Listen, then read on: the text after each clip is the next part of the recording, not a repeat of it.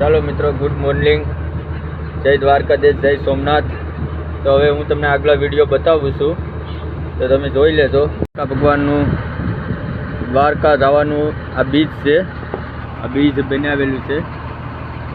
અહીંથી દ્વારકા જવાય છે દરિયામાં પસાર થઈને.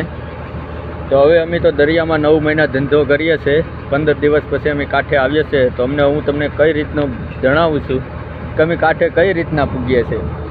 તો કે જો અમે અમારો આ જીબીએસ છે, અમે આમાં જીબીએસ તરીકે અમે બંદરમાં પૂગીએ છીએ.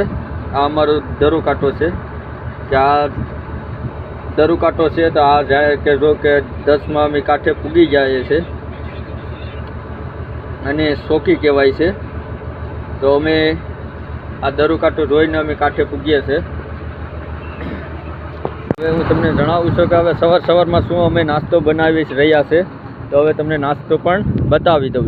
સવારમાં કાકરા ને ભાંગરા બનાવ્યા છે સવારના પોરમાં નાસ્તામાં. તો અમારું રસોડું છે ભાઈ કે અમારું અંદર રસોડું છે. અમે અંદર ગેસની સુવિધા છે, ટોટલી ગેસ બેસની સુવિધા છે. અમારે અહીંયા આટા જેવા છે, થોડાક કાજુ ઉંબરના છે, એ અમારે રાંધે છે.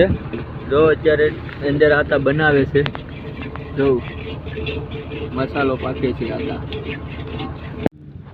કામ પહેલા ઉતરી હા ભાઈ સોરે છે, હા ભાઈ સોરે છે. બાંગરાનું શાક બનાવી નાખ્યું છે પેલા એટલું જુઓ. તો હવે આપણે સવારમાં નાસ્તોમાં બાંગરાનું શાક ને કાકરાનું શાક બે મિક્સમાં બનાવી છે આતાવે.